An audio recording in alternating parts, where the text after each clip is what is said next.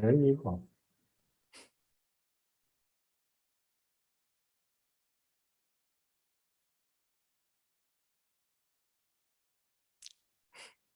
You're waiting for a beep?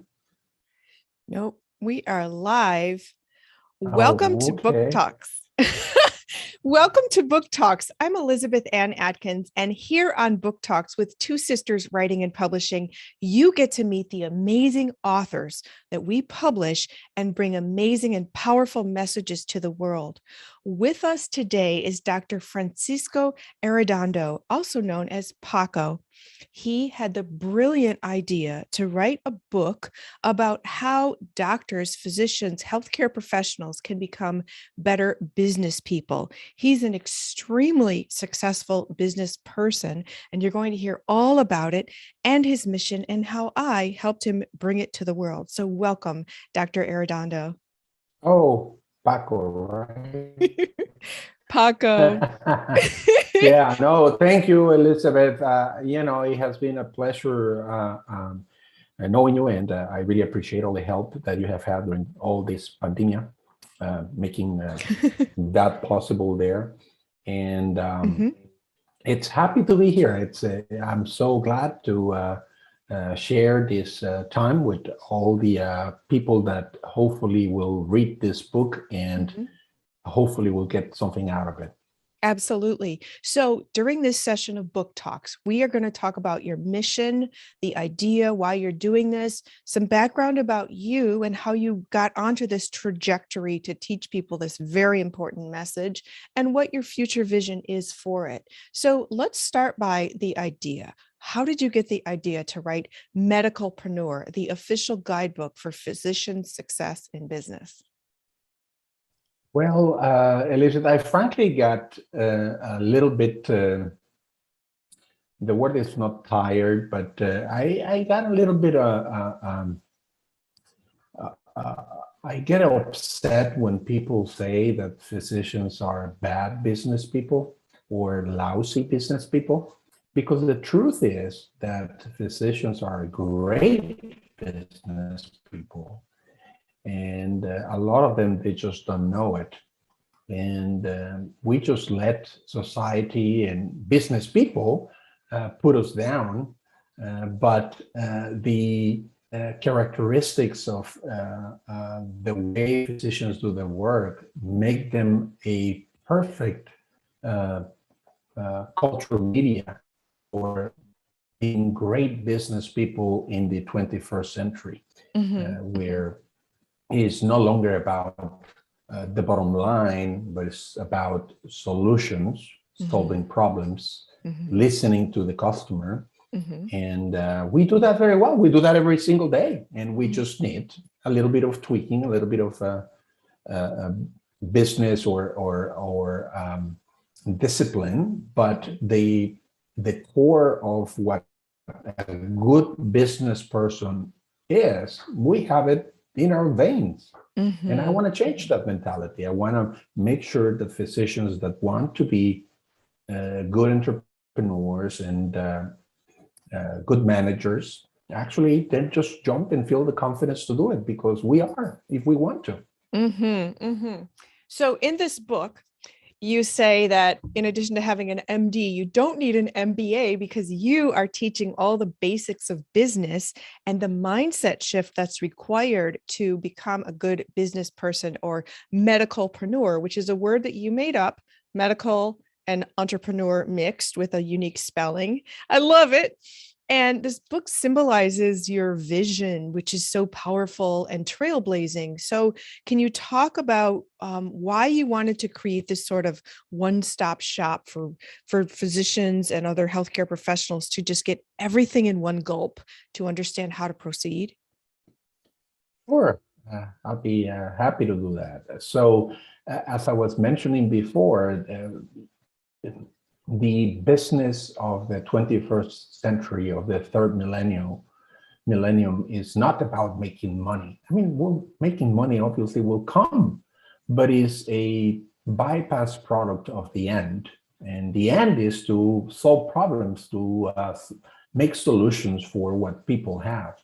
And in order to do that, you have to listen, you have to experiment, you have to read patterns, you have to work very hard. You have to do things in trial and error. And guess what? Physicians do all that every single day. We read patterns, we work very hard, we do experiments, we read patterns, we everything that is needed, the hardware for the business in the 21st century, we have it. It has been instilled on us from day one. And there requires a little bit of tweaking on the software of the mind. And the first step on the software of the mind is to say, yes, I can. Yes, I can do this. And just like the dog wants to bark at the moment of the... So yes, I can do this, that we are able to do this. And a lot of times we put it in our head that we can't, that it's not for us, that marketing or that business is not for us. And there is nothing wrong with ethical business, ethical marketing, because at the end of the day, 95% of all our activities is we're trying to convince somebody of doing something. We're persuading, we are selling an idea. I mean, moms out there will say, hey, I want you kids to go and pick up the room. So you have to persuade them and convince them why they need to pick up their room. If you're a math teacher, hey, you need to learn how to do this. You have to sell the idea. So it is not only the knowledge, but it's the capacity to persuade, to move a person from point A to point B. And it requires persuasion and marketing. And this book it's a comprehensive guide to everything.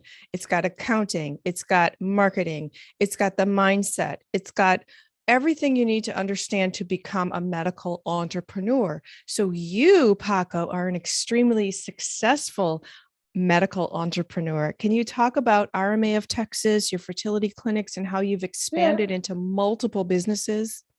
Yeah, I think, the secret there is not me, it's obviously the team to select the right people, because it's never about you, it's always about the team that you build up.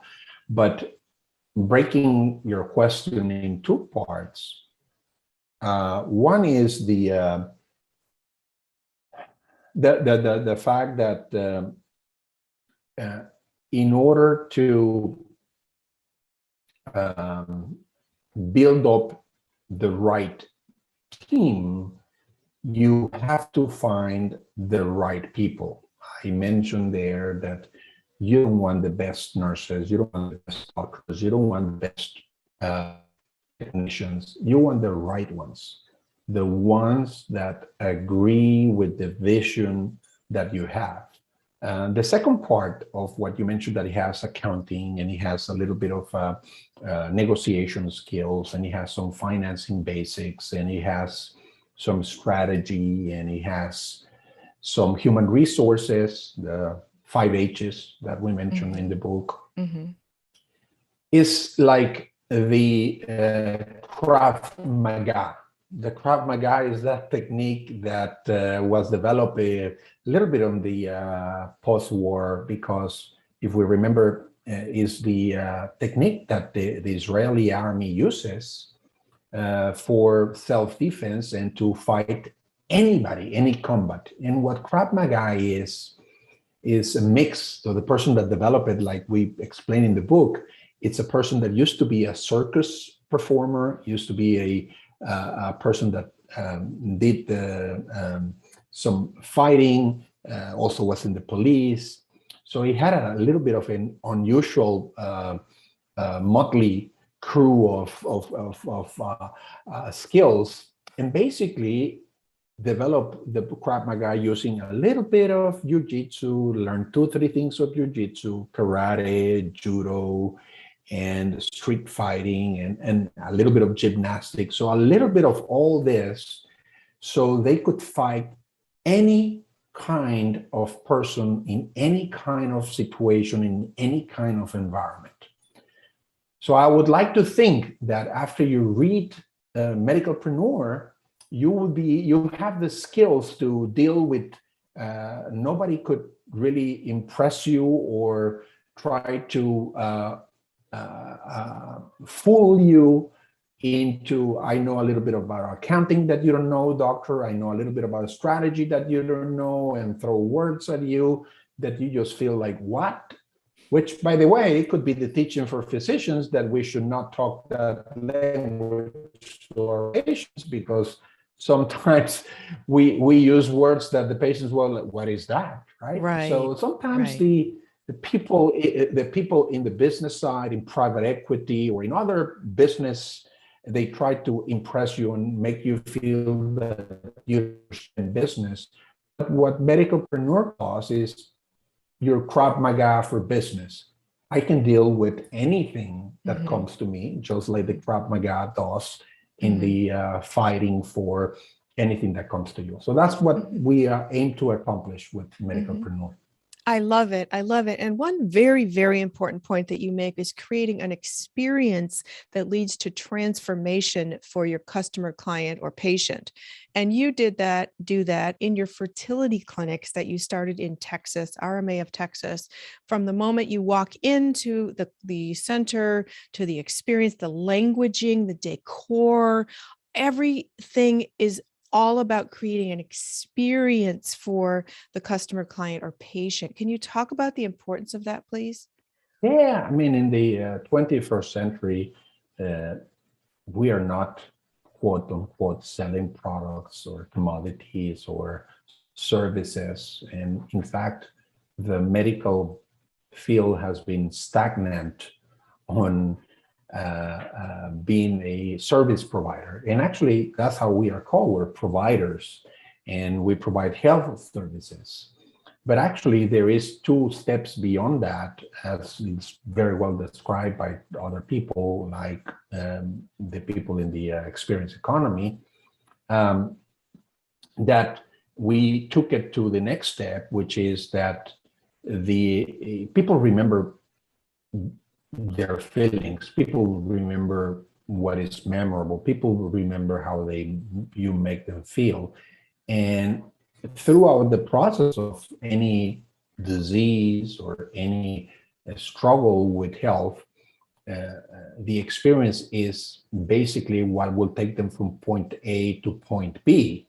And that is a transformation, which is the ultimate value that we can provide in any economy, which is to transform an individual from here to there. Like if we're talking about education, from ignorant to educated, smoker to non-smoker, from obese to a healthy individual, from in our case, from a person desiring a family to a person with a family. So we transform individuals through the experiences that we provide. We elicit that transformation, and we try to set her up in the companies that we develop, that we transform whatever we put together, we transform from A to B.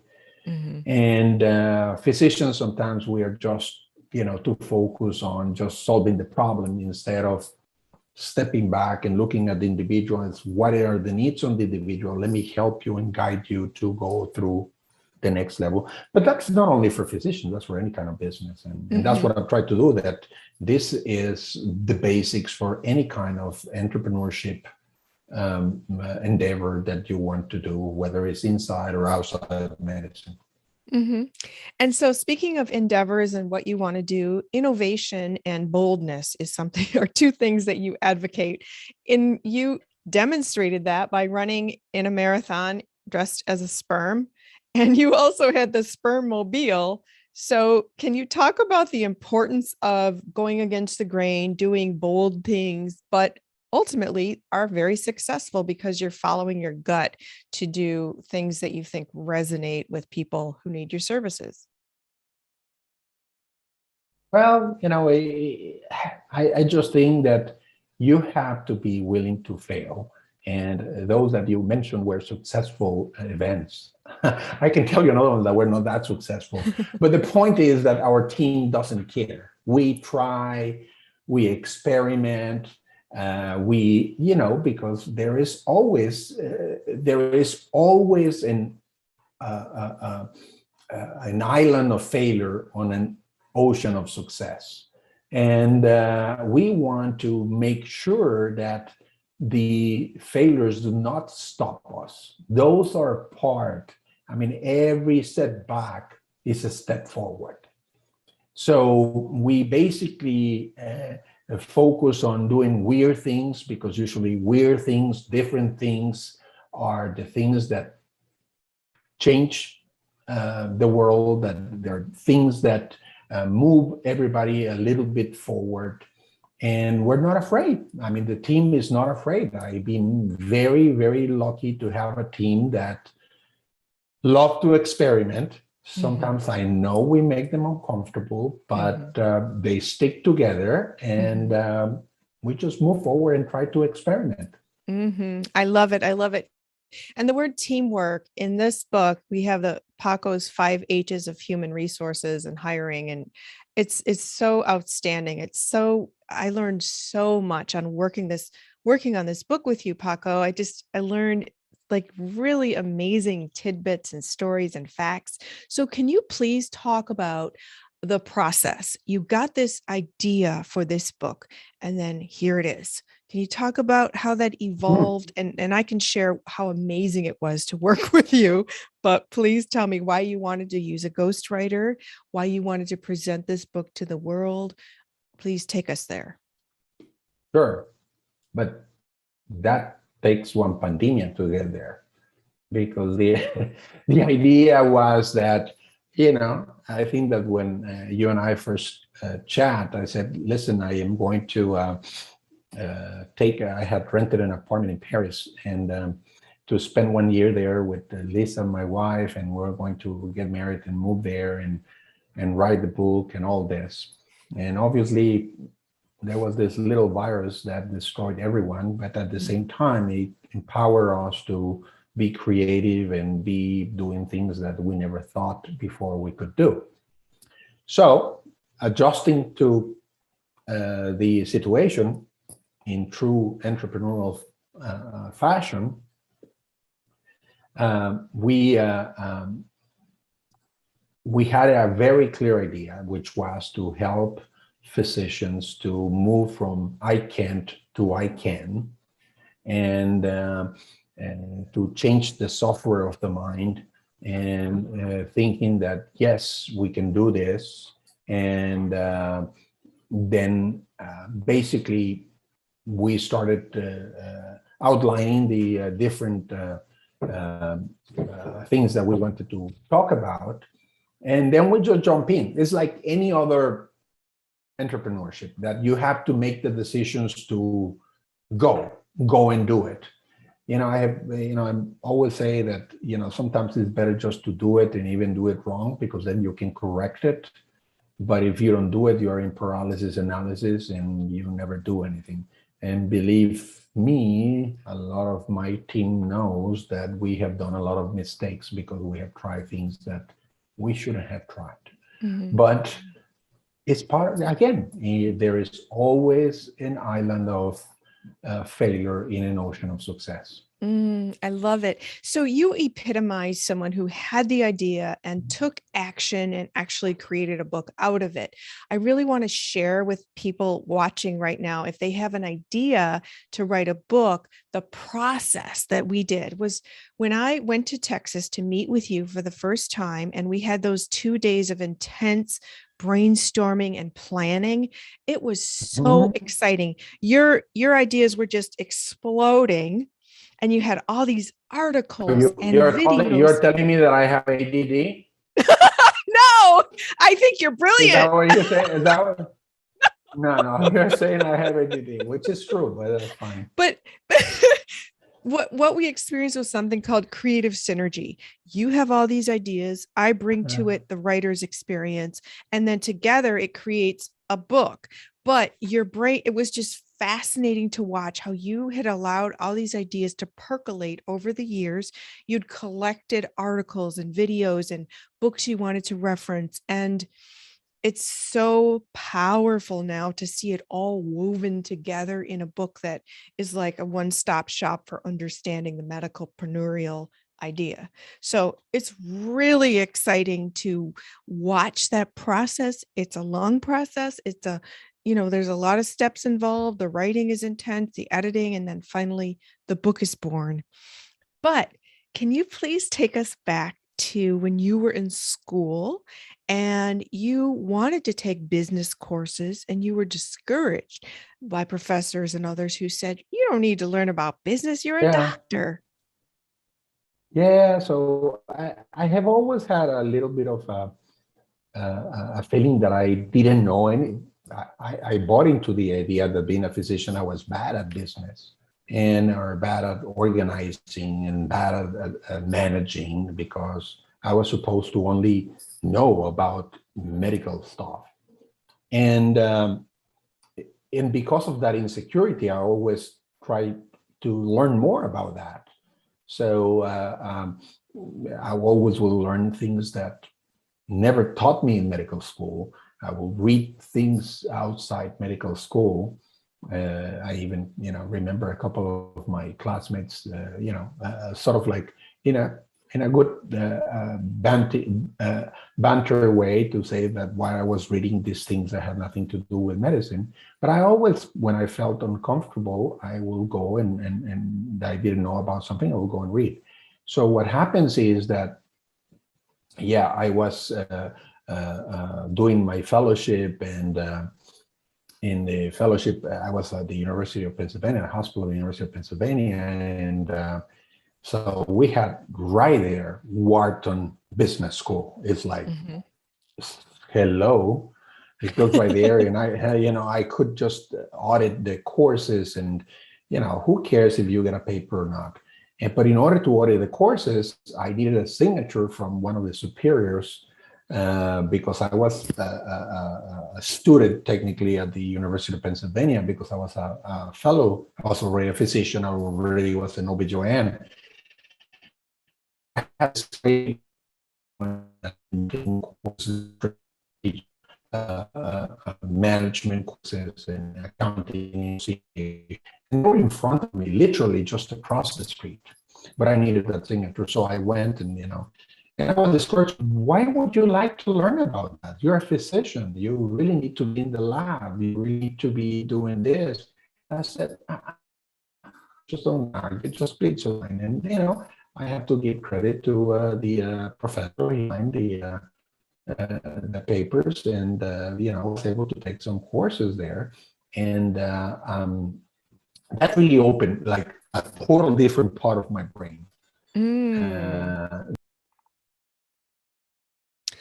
Well, it looks like Paco has dropped off the Zoom, so he will Zoom right back in. But I just want to share that this book, MedikalPreneur, is available in hardcover, paperback, and ebook wherever books are sold online, including on Amazon.com, Barnes & Noble. Please order your copy. You will be delighted. And we're so glad you're back. Thank you. Yeah.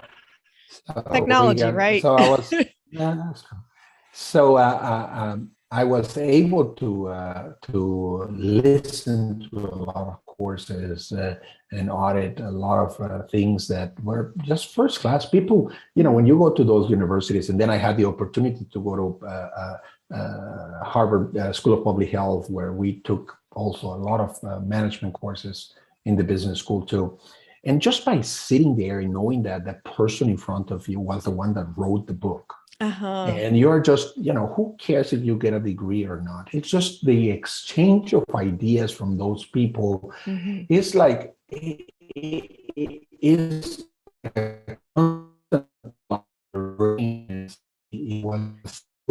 It wasn't clear. The audio isn't. So, can you hear me now? Yeah, but you were talking. Yes, okay. It's clear now. Okay, one of the things is that when you are exposed to all these great people and there are constant stimuli in your brain, it just wants you to learn more. Mm-hmm. But one of the things is that the constant feeling that, oh, you're a physician, you shouldn't learn about marketing. That is not ethical for physicians. Oh, we are not business people. That is not ethical. I mean, even if you are on a non-profit organization, if there is no profit, there is no mission. So I'm not saying that you have to make a profit out of making other people poor or abusing the vulnerability of that. But any enterprise needs to have a way of surviving, and it requires a little bit of profitability so you can continue doing good. Mm-hmm. And Mm-hmm. that's basically part of the business basics. Mm-hmm, mm-hmm. And Paco, it's so fascinating to draw the parallels between the numbers. Doctors use numbers to measure a patient's health, heart rate, blood sugar, pulse ox, all that.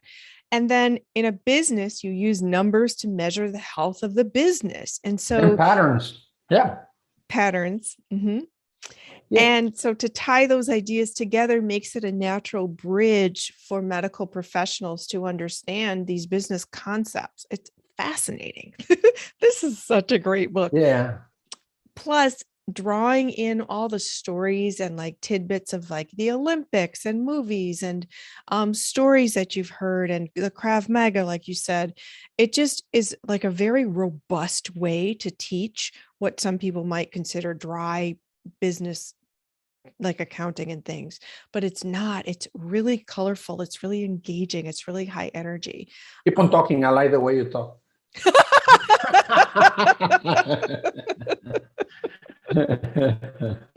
But keep on talking, Elizabeth. So one other really amazing part is you start the book with your own story, how you grew up in Mexico. Your father was a physician. Your mother was an entrepreneur.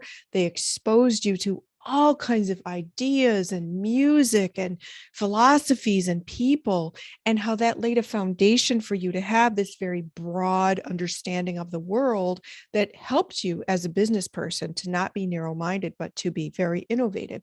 Can you talk about how your upbringing sort of fostered this experience for you? I am going to talk about the constant fight that you and I had of incorporating these ego building chapters, that I call them, because it was not about me. It was about, teaching the people or sharing with the people what has been useful for me. But you basically held me hostage to the fact that I needed to talk a little bit more about the way I was brought up. Mm-hmm. So please note that everything said there, it was because Elizabeth wanted me to say it, not because I wanted to say it.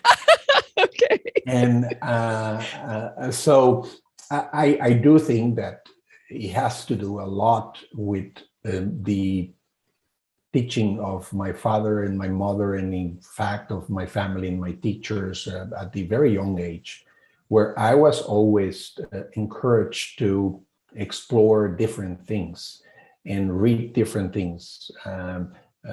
My father, my mother was an avid reader, and so they always encouraged me to do things outside the official academic era. So sports and poetry and this, and explore art, even took painting and guitar class, which I do not even know anything about. I'm so bad at it, but they actually exposed me to a lot of different things that actually provide me that Krav Maga of life, of knowing how to speak, interact, empathize with different people. So yes, the upbringing was fundamental on getting the book together, because it exposed me and in different things. And, I think I mentioned there that one of the things that I always remember my father saying is that, which was contrary to what it was taught in the school, that is, you have to know one thing, you have to know one thing very good, and you have to super specialize, and you have to be the super specialty of the super specialty. Well, actually, my father was the total opposite. It's like, you know what? No, you need to know a little bit about everything.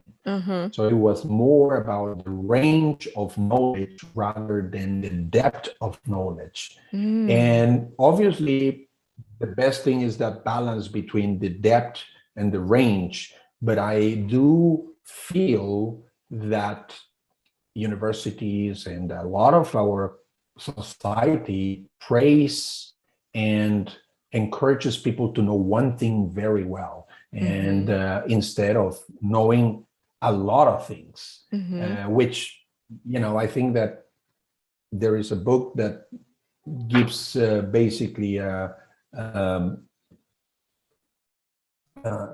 reason to my father and my mother is that it's called Range, that basically the more you know on different topics, it's actually what makes you solve the problems of the 21st century, and not about knowing one of the elements of one cell on that animal on that time of the day. And so we have the whole society is so specialized that we forget to look at the human being as a whole. So it was so fascinating that during the creation of this book, the pandemic occurred, and the pandemic shined the world's spotlight on the healthcare industry, and whether healthcare workers were leaving it, or more people were inspired to join it. And here you are offering this at a time when the pandemic also inspired record numbers of entrepreneurs or people to start their own companies. So it seems like their world has created the perfect storm to hear this message. Do you agree? I totally agree. I mean, this reset button that a virus had in our lives, in our world, actually just basically make us think and rethink what we are here for, and it is to create, it is to change things, to challenge the status quo, to think different, and to not take no for an answer, and to not take, oh, this is impossible, oh, you will never do this, oh, you cannot do that because you're a physician, you cannot do. No, actually, yes, we can, and we just need to start doing it. So what do you hope to accomplish by sharing this message? Do you want to just see more healthcare professionals start their own businesses to fill those voids in their marketplaces? Yeah, more than only develop more business. I think that more physicians need to be leaders. And the leadership has to be not only at the level of developing a business or a hospital or a government, in a lot of, I mean, because we are so well prepared, because we know the human being so well, that we can really delve, if we want to, in a lot of different areas. And we need more physicians leader. For example, I think I mentioned it also in the book, the three best medical centers in the United States are basically the leaders and set the pace of healthcare are Mayo Clinic, Cleveland Clinic, Johns Hopkins. From day one, all of them have been led by physicians. And there is a reason for that. And there is evidence that when the physician is the leader in a healthcare industry, the outcomes are better. And there is very well documentation of that. But unfortunately, because leadership at the level of organization and business is not something that is planted as a seed in the physician, and whoever is out there as a leader is because, for themselves they develop it. But I do believe there's something that I hope I can share, is that medical schools need to put and plant the seed that physicians are leaders, not only in the medical field, but in the organizational, behavioral, society. We actually play a role, and we need to make our voices heard. Mm-hmm. Well, I think that this book absolutely is going to encourage and inspire people to do that. So, do you have any last words about healthcare professionals and how they should just go for the gusto and make some magic happen as you've done? Well, I think that there's a lot of physicians that have the curiosity and the willingness to say something to others. So start, even if you're a young physician, start writing it out. Put every single article that you write, or every single thing, just keep it, and you'll see that, after a couple of years, you can publish a book, or you can do a book that encompasses all your feeling, because everybody in this world has a story to tell. And if we share our stories, some good, some bad, it doesn't matter. We learn from both.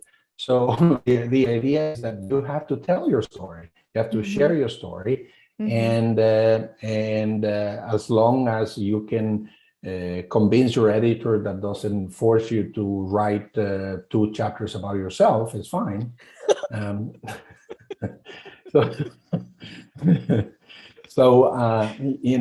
no, I think that everybody has something to say. So that's what I would say. Excellent. I just absolutely love this book. I think you're amazing. And I think this is a gift that you are sharing, imparting to others, that can really improve the world, because the patients, customers, and clients all benefit when more and more passionate physicians embark on the innovations such as you've done to share these transformative experiences. So thank you. Thank you, Elizabeth, and thank you for the opportunity to chat with your people. You're welcome. And your public. You're welcome. So everybody watching, you can get your copy of MedikalPreneur by Dr. Francisco Arredondo, also known as Paco, the official guidebook for physician success in business, anywhere that books are sold online, including on Amazon.com, in hardcover, paperback, and ebook. So get your copy. Tell any doctors or medical students or people interested in the medical field that this is a book that can really enhance and enrich their experience moving forward. I'm Elizabeth Ann Atkins, and here at Two Sisters Writing and Publishing, we are so proud to present Dr. Arredondo's book, because it's really a gift to the world. It's very unique. So please pick up your copy. And we thank you for watching Book Talks. Please share this video, this interview, with anybody that you think could benefit. Please give us a thumbs up, like, share, subscribe, comment, spread the word that MedikalPreneur is the book people need to read. So thank you, and we will see you next time. Happy reading.